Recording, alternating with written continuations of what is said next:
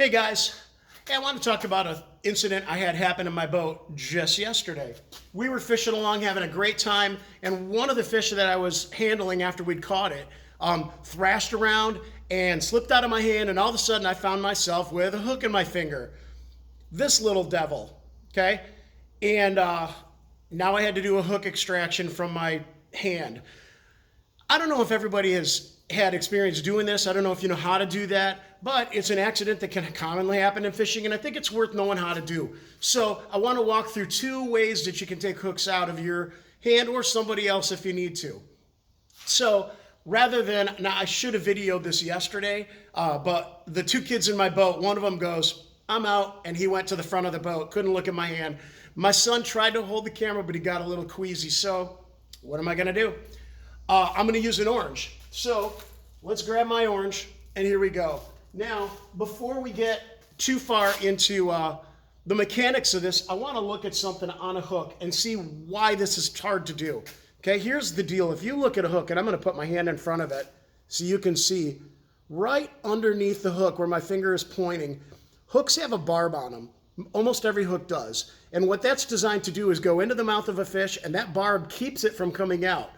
That's great for fish. A little problematic if it's in your hand, though. So we need to find a strategy to unhook that barb to get the hook out. So I'm going to show you two ways to do that. Okay, I'm going to stick the hook in my orange because I'm tired of having one in my body. And the first way is pliers. Now here's the deal. Sometimes I fish by myself and I don't have somebody around to give me an extra hand. Okay, if I've got a hook in one hand, that means I've only got one hand to work with. Right or left doesn't matter. So pliers are the first way I would do this. And here's the idea. When you've got this hook, you want to apply downward pressure. And what that's going to do is it's going to stretch the hole out that the hook is going in, and it's going to unhook the barb from the top of the hole. So now, if you do that, the hook can pass out without grabbing onto anything. So I'm going to do this. I'm going to take my pliers. I'm going to grab the shank of that hook, and I'm going to push down, okay? And then I'm going to swiftly pull it out, okay? I've had to do this before. You got to hold your hand steady, and you really got to give it a good push. You want downward pressure and then a sharp pull out. You can do it by yourself, and pliers are the way to do it, okay? If you are, I'm going to put my hook back into my little sad orange. I promise no oranges were hurt in the, that is a lie. This one was hurt, but I'm going to eat it after. So if you've got an extra hand, or if it's in your leg or in your arm or someplace where you've got two hands available, this way also works. And it involves using fishing line. Now the magic number is 40 pounds of line.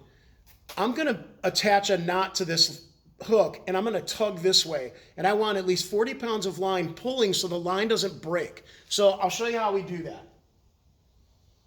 This is just a little scrap of line. It's about 2 feet long. Length doesn't matter, just enough to grab onto and enough to loop it around the back of that hook.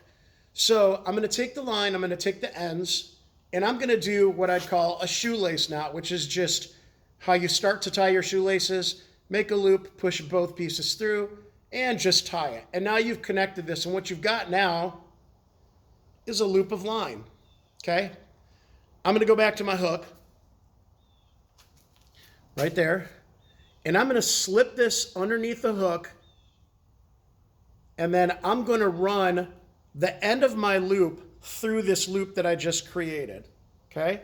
So I'm going to pull it through, and what I've got is, look real close, I've got a loop around this hook. I'm going to tug that tight, and now it's ready to go. Okay, back up a little. All right, so remember the two kinds of pressure we need to do. We need to do downward pressure, so I'm going to push down with my finger.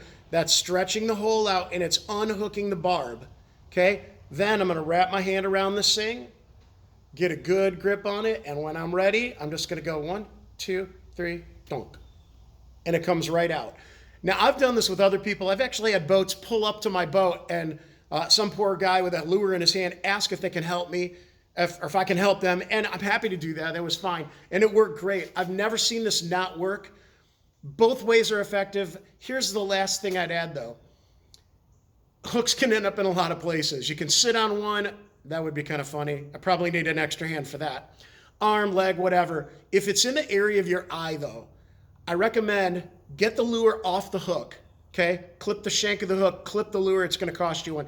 That one you want to take the urgent care because you don't want to do damage to your eye trying to get this out yourself. Your fishing trip is probably done. For us, yesterday we were able to get the hook out very quickly and kept fishing, caught some more great fish, had a great day, and all I ended up with is a tiny little hole in my finger.